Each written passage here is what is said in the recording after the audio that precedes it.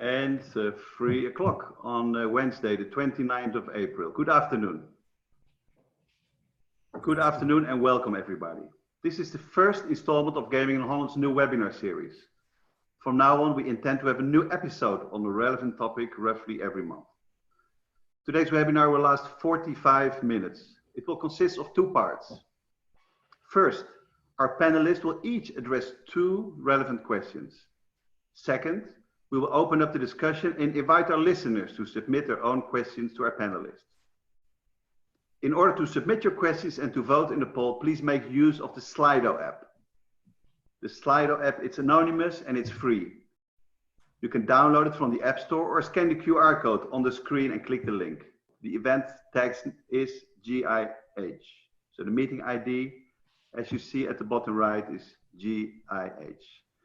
Still waiting for some people coming in, 124 at this moment. Next slide, please. Gaming in Holland and the business community we represent is being made possible by the generous support of our partners and sponsors. Thank you. We could not do this without you.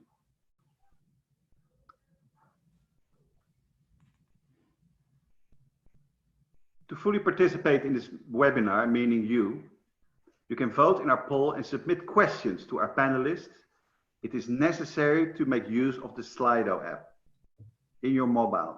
You can download it from the App Store or scan the QR code and click the link.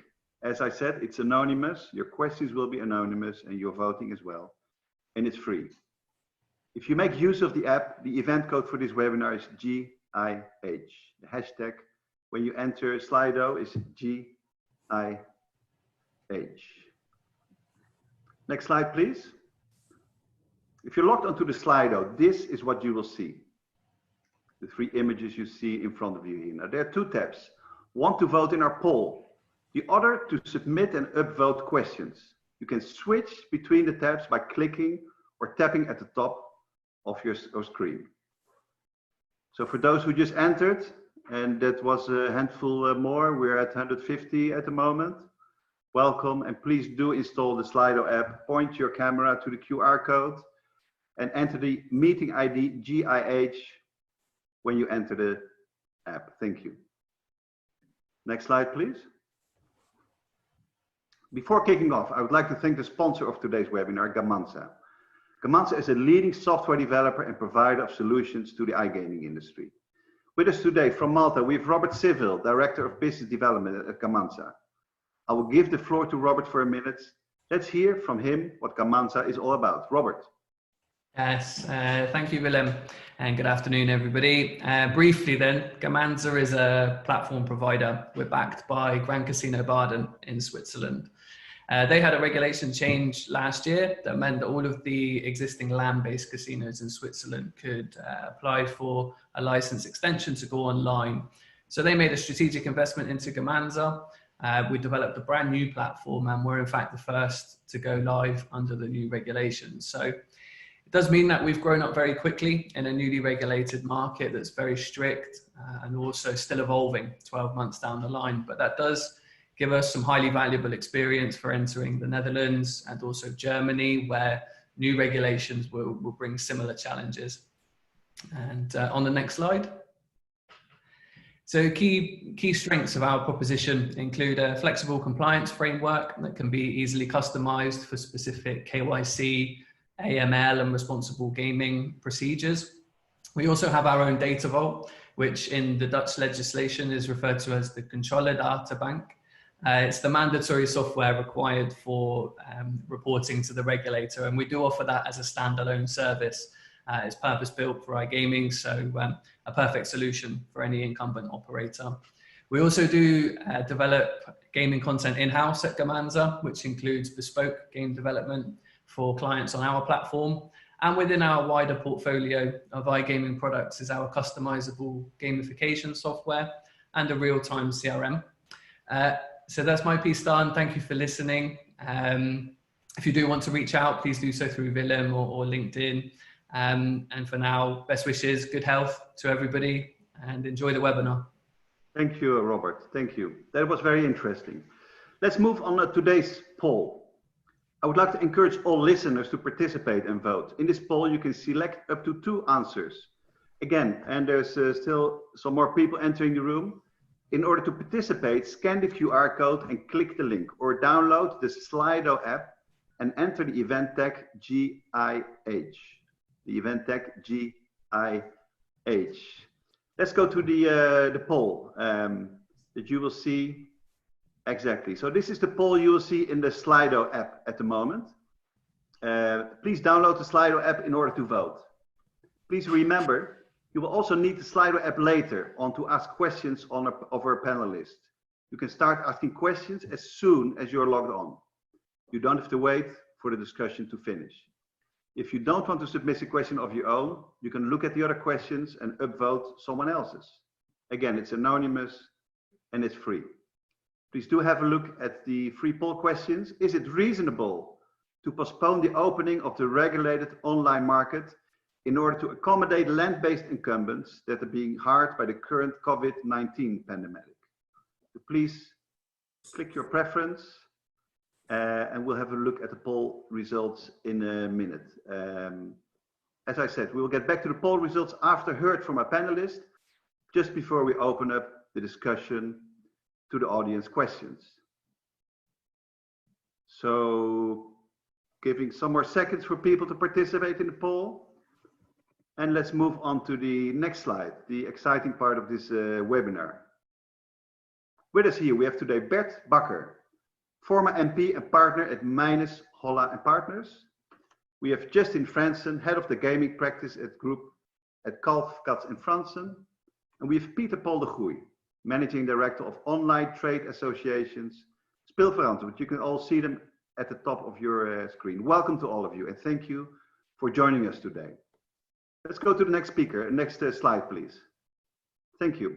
Bert, welcome. Welcome from The Hague there, I guess. I hope you're doing well. How are you? Yes, from The Hague. I'm fine, thank you. I hope all of you and all participants are the same. Absolutely. Thank you for joining us, Bert. Let's just start right with the first question, Bert. What's going on right now with the Remote Gaming Act? When will we see final versions of the secondary legislation? That's the first part of the question. And the second part is, what is the difference between the General Administrative Order, the ANVB, as the Dutch say, and the Ministerial Decree, the MR? Up to you, Bert. I will get to both of your questions, Willem. Thank you. Let me first point out our starting point, because as up till now, the Online Gaming Act, Online Gaming Bill, will be implemented at the 1st of January. That's still the original timing. It means that incumbents and online operators who have not ever been active on the Dutch market can, from that date on, submit their license requests and possibly get them as from the 1st of July. That is the original timing. Before that can happen, a lot of lower regulation still has to be accepted. And this is where it comes to what you ask about the General Administrative Order and the Ministerial Decree. Basically, the General Administrative Order, or ANVB in Dutch, is the lower regulation, which was already sent to Parliament and on which Parliament has the right to block it temporarily until they let it pass. The Ministerial Decree will come later, will be even more detailed, but Parliament formally has no right to block it. On the other hand, of course, Parliament can at any time, at any topic, ask questions and put things on their agenda. So the difference is only formal, I think. This General Administrative Order was sent to Parliament at the very beginning of March, and Parliament decided to not let it pass, but ask questions on it. They did so quite a lot, I think, 18 pages, and we were told that the answers will be 32 pages on it, but they are still not sent to Parliament. For now, there is a period of not much going on since the the Standing Committee for Justice of the Dutch Parliament has decided not to see each other or have meetings until May the 20th, which means that before that, no further procedural steps will be made. And that still is not critical. It doesn't mean yet for the implementation of the Remote Gaming Act to have to be postponed from the 1st of January to a later date, but of course the clock is ticking, and every day that is spilled brings more to such a decision. By the way, they will, in such a case, they will postpone the implementation of the Act 1 month at a time. So it could be 1st of February then, or March, or April. The point is, half of March we will have elections. And if by then the bill is not implemented, new hurdles might occur, since Parliament then could freeze the whole thing and say, we find it's controversial and we will decide during the formation of a new cabinet. And then it's hard to predict at what point the whole process will be picked up again. Yeah. But for now, things are still in a time schedule, but pressure is building up, especially, that's my latest remark, Willem, especially since mainly incumbents are pushing to postpone the whole thing, because first of all, they are in lockdown, so they have not any cash flow at the moment. So they say, hey, listen, let us breathe again before we have to go online and compete with other online operators. That's one thing. Second thing is that the legislator asks them to implement the so-called crux system, which is a voluntary blacklist system, not just online, that as well, but already half a year before that in their land-based premises. And they say, listen, guys, it's not reasonable to have to invest that kind of money if we even do not know what the specifications of such a system are. But by putting that on the table and influencing Parliament with their arguments, it contributes, of course, to a possible delay. Well, again, we're not there yet, but it's still not from the table. Okay, a lot of steps to be taken and 32 pages to look forward to. Really insightful, Bert. Let's move to the next slide, please, Gail. And the second question. So, and I think part of it you already answered, but what are the really remaining political hurdles that could prevent the Remote Gaming Act from coming into force on January 1st? You already hinted at some steps, but could you specify them? Yes, I did. Well, the first, of course, is Parliament itself. If Parliament would decide to postpone any further proceedings, they can formally. And a few members of Parliament, being part of the governing coalition, are in fact planning to do so. The point is, up till now, they have been quite successful, since we are talking about this Remote Gaming Act already since 2011, and they have been quite successful in pushing it forward in time all the time. So it is not unthinkable that they will succeed once more. On the other hand, like I said, the critical moment has not arrived.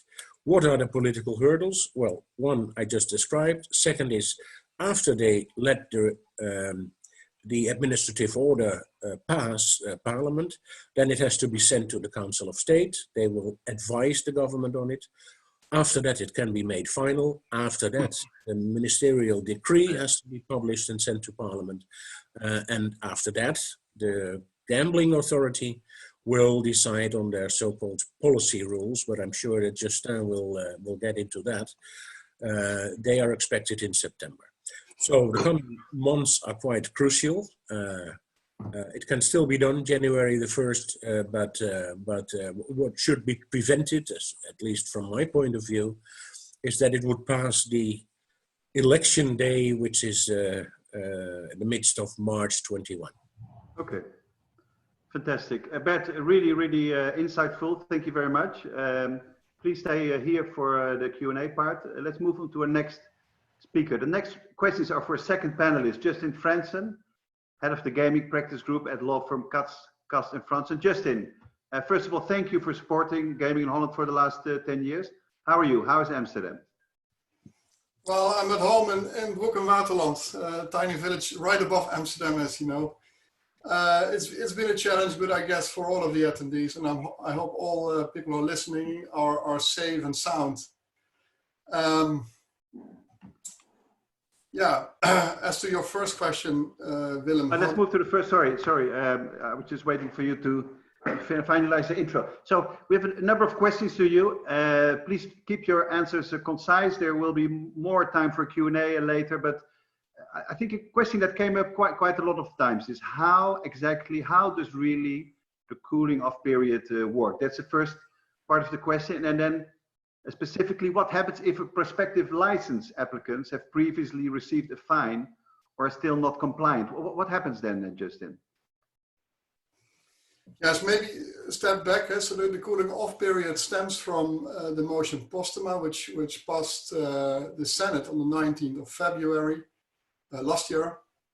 And essentially, the gambling authority detailed the motion postuma and the draft policy rule, which they released on the 9th of July last year. Essentially, what it boils down to, it seems to be sort of a replica of the you could say the existing prioritization criterion. You could say mine is a requirement to have some sort of blocking measure, and possibly add to that, although this has not been published by the Gambling Authority in that sense on the website, the age verification requirement, which is applicable as of the 1st of January. What it essentially boils down to is that in the 30 months preceding your license application, you have to demonstrate to the gambling authority that you've been cooling off in that sense. And if you can demonstrate that, this enables you and makes you eligible to apply for a license. That's essentially, you know, the short answer. Obviously, there's more to say about it. Yeah, thank you. Very clear.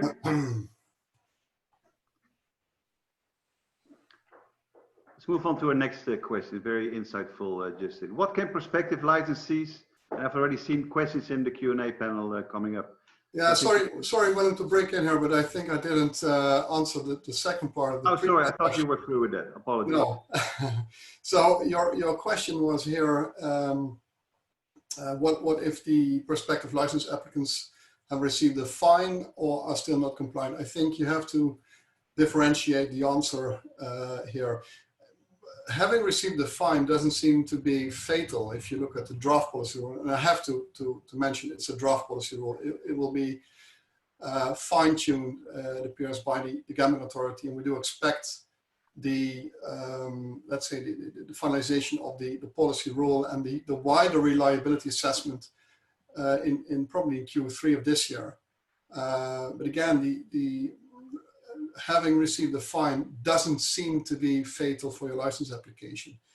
If you're still not compliant with the criterion, I think you may be faced with with issues.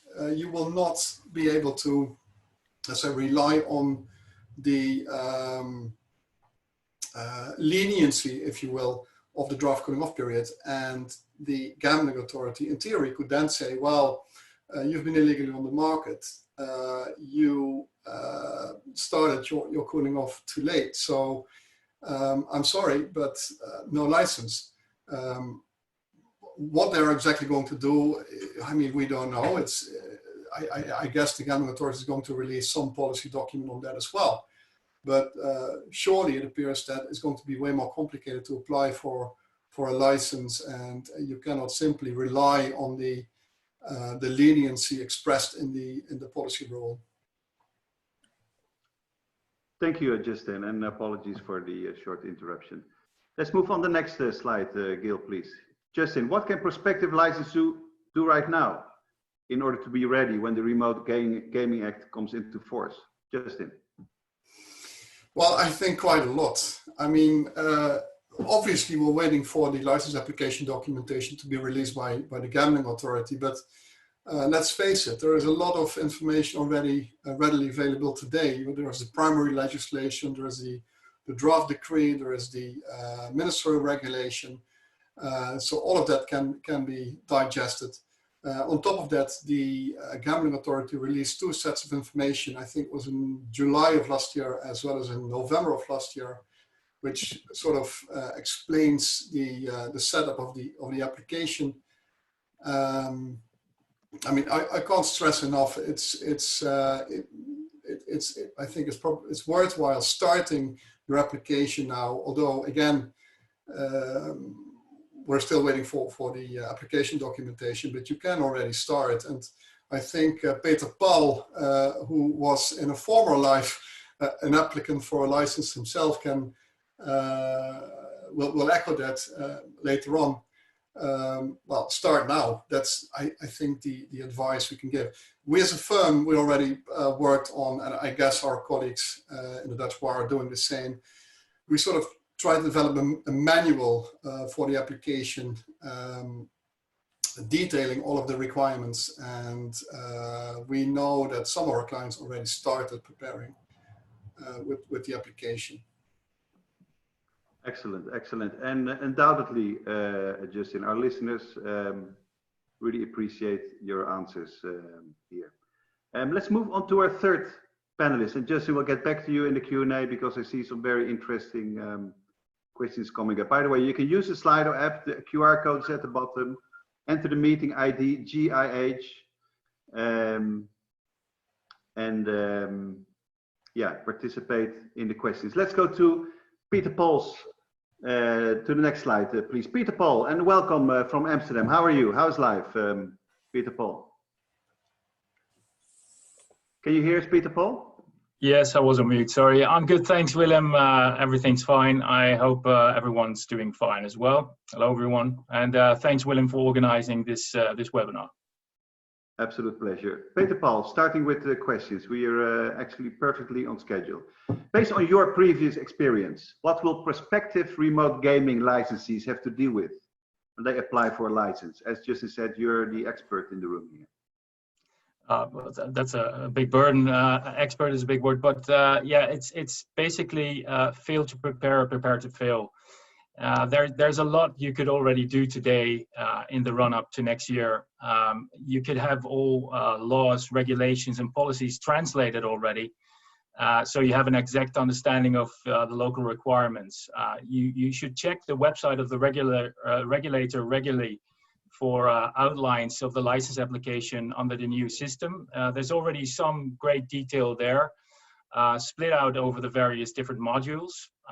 You can prepare a good bit of the required documentation in draft, so you have it ready off the shelf once you file your application.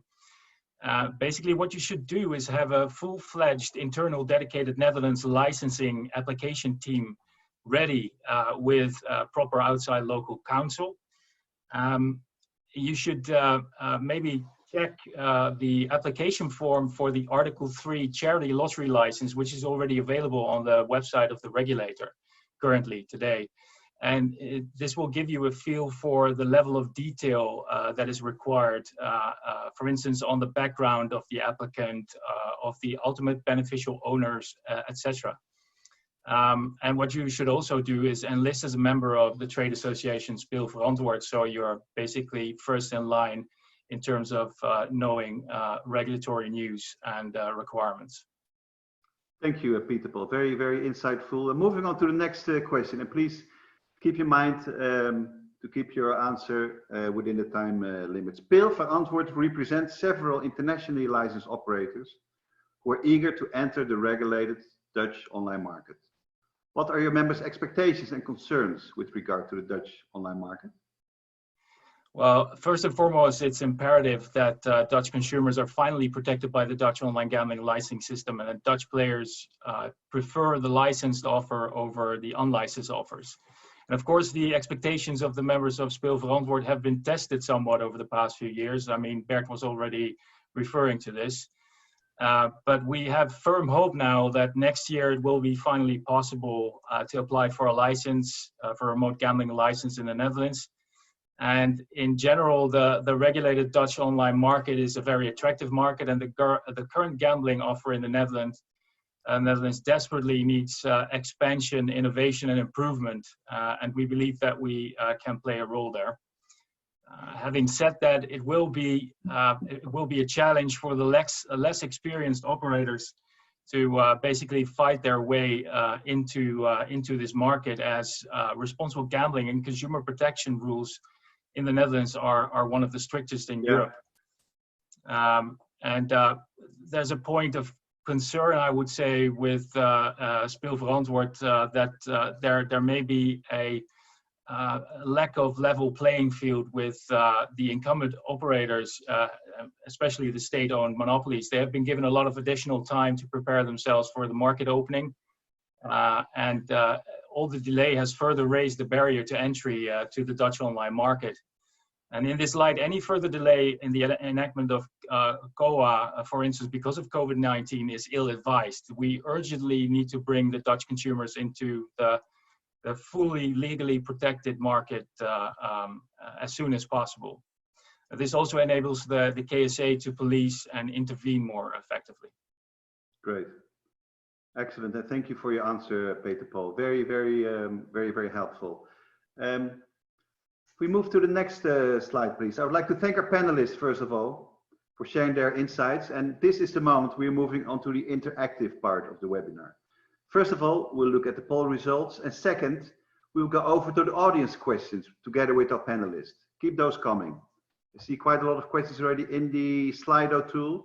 Again, if you've entered the webinar at a later stage, please make a picture of the QR code you see at the right bottom of the screen, enter the meeting ID GIH, and you will be able to see and participate in the Q&A for our expert speakers here. So in order to ask your questions, scan the code, follow the link, and join the questions. Let's go to the poll results. About 10 minutes ago, we asked you to participate in a little poll with 1, 2, 3 options, and we have 72 participants to this call. A total of 72 people have voted. 68 people have opted for the first answer. 19%, and that answer was no postponement. And then 19% yes. It's unreasonable to expect that land-based incumbents will be able to make all the preparations under the current conditions, as Bert and Peter Paul referred to. And 16% no, land-based incumbents are using the current crisis to unfairly extend the benefits of the current or former monopolies. The question that got 68% of the votes, and I'm sure you read it by now, but no, postponing the opening of the regulated online market is not in the best interest of the Dutch consumers.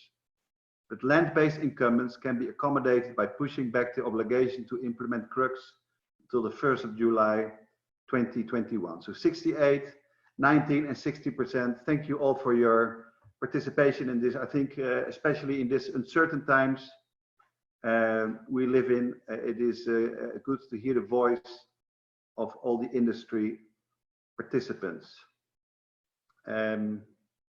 Next part we're going to do here, if you've gone to the Slido app, and again, last chance to do that is point your camera at the QR code at the right bottom of the screen, or go to your app store and download the Slido app. Enter, it's very simple, you don't have to register. Enter the meeting ID GIH, it's anonymous and it's free. And you will see there's a number of questions there for the participants. And we have looked at some of the questions and highlighted some, and I would like to look at those and point these questions to our panelists. Next slide, please. First question here, that's from Slido. How long will the gambling authority have to assess a license application? And can this be extended, and under which circumstances? I think this must be in the manual that you referred to, Justin. So over to you, Justin.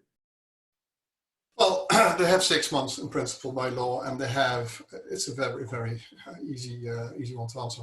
6 months to process the application. They could extend under conditions with another 6 months. So ultimately, the gambling authority will need to take a decision within 12 months. And theoretically, they could basically, even if let's assume that after 3 months the gambling authority will be ready with any given application, it could, in theory, issue the license after 3 months. But from what we've seen so far, it appears that the market opening will be a big bang opening. So the initial opening will be a big bang opening. So in principle, 1st of July of next year, although I am personally reluctant to believe that the 1st of January date will be hit. Not just because of COVID-19, but surely also because of the lobby Bert was just describing, as well as the nature of the questions that came out of the Permanent Committee for Justice quite recently. Yeah. Perfect. And I guess that's part of the manual, Justin, so really interesting to know that. Bert, you have to add anything to this maybe from the Hague perspective? Well, yes, you know, what I'm wondering about, and I follow all about the Remote Gaming Act since the very beginning, discussion started.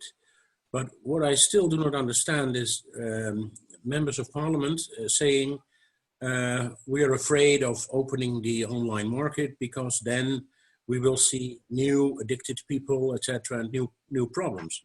But they are ignoring the fact that already almost 2 million people regularly play online in the Netherlands.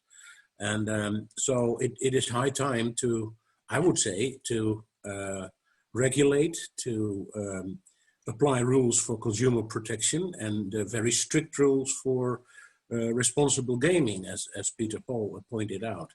So there's no reason whatsoever to wait. And I think that even many incumbents who have been pushing over the years to postpone are now sorry for the Online Gaming Act not being in place yet, because it would have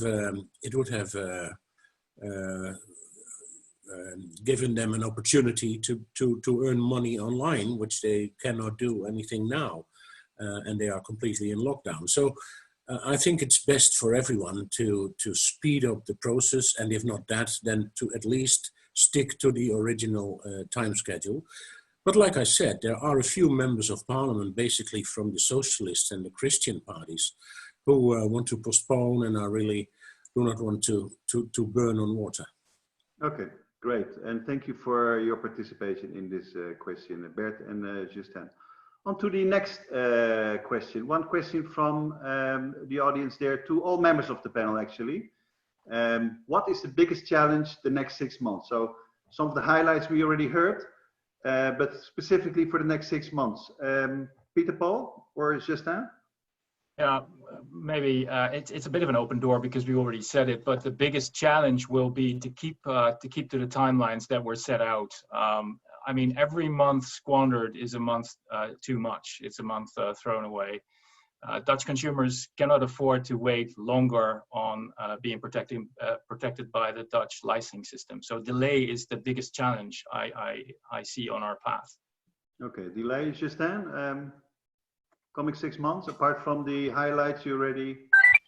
Very, very well spoken by Peter Paul. I fully concur with that analysis. I have nothing to add on that. Great.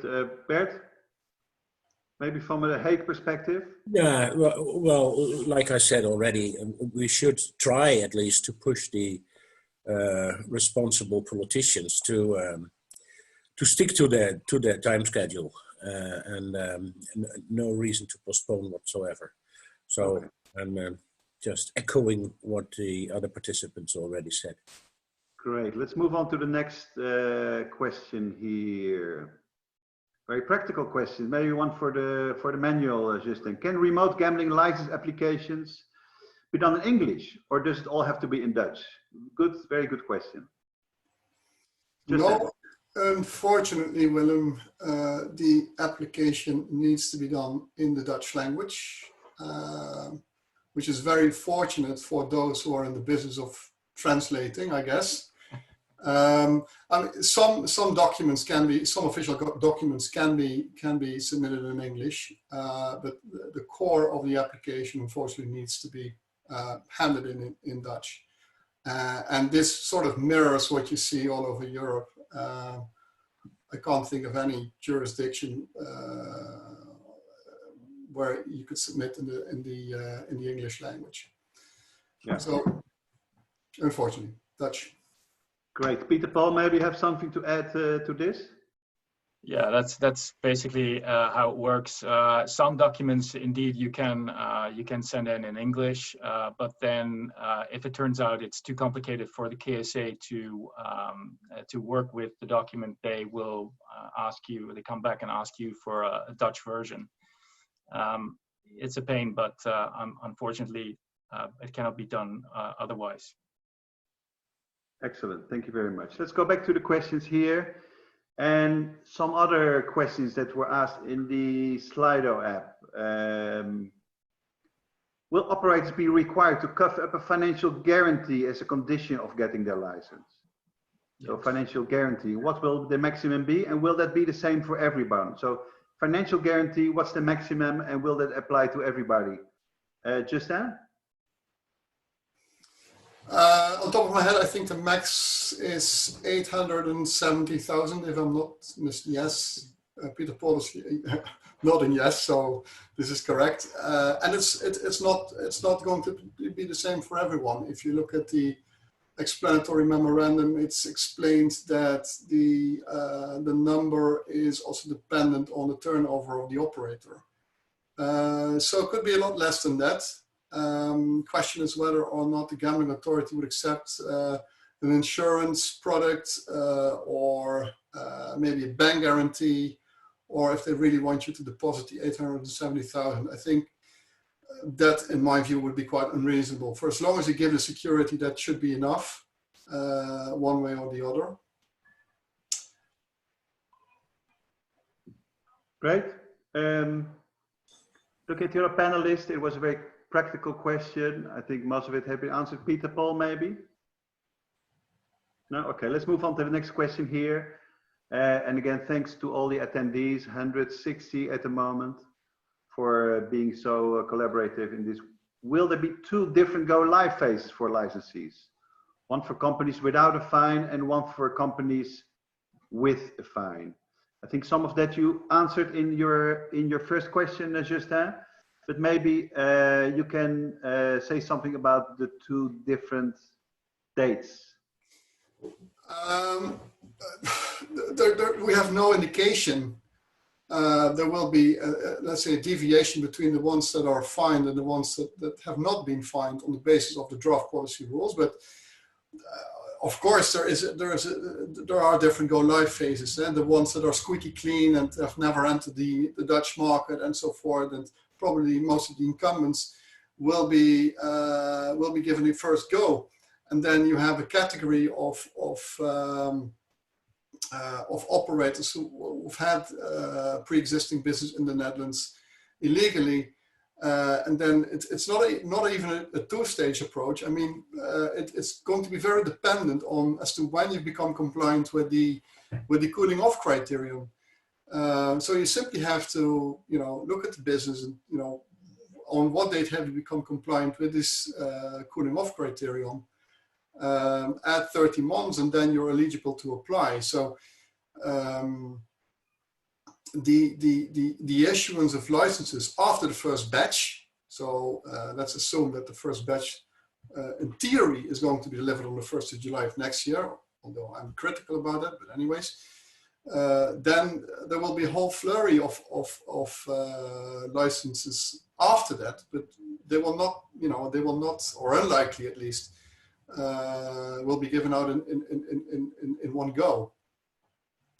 That's how the situation looks like currently. The big disclaimer here is that we're obviously awaiting the final versions of the policy rules, as said, due to come out in September, so there might be changes. And don't forget, we're still waiting for the answers to questions from the Standing Committee for Justice, as Bert was referring to.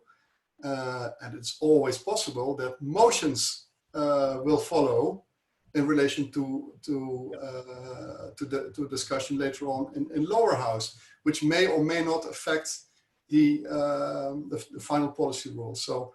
Right.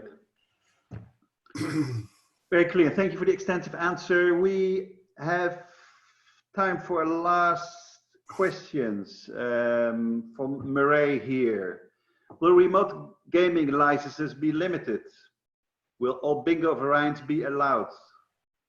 And 3, we will start our preparations now. What do we do? So I guess the third part has been answered extensively. Let's cover the first and second part. Will remote gaming license be limited? And will bingo variants be allowed? Justin, please. I think you should ask somebody else now. I've been talking too much. Peter Paul, you can give an answer to this too. So basically how I understand it, the number of online licenses will not be limited. So they could give out as many as qualify in the application. So that's the answer to the limitation. And then the second question, will all bingo variants be allowed?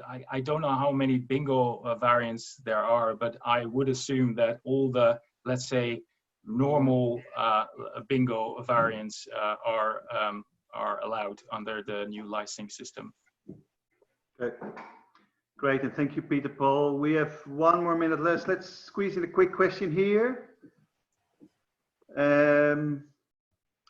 Justin, you seem to be very popular. Justin, will operators be required to have a local presence in order to obtain a license? Quick question, quick answer, please. Quick answer, no. No, okay. That's very clear. And thanks everybody for answering the questions. There's still some questions left, and you will hear in a minute what we'll do with that. Let's move to the next slide, please.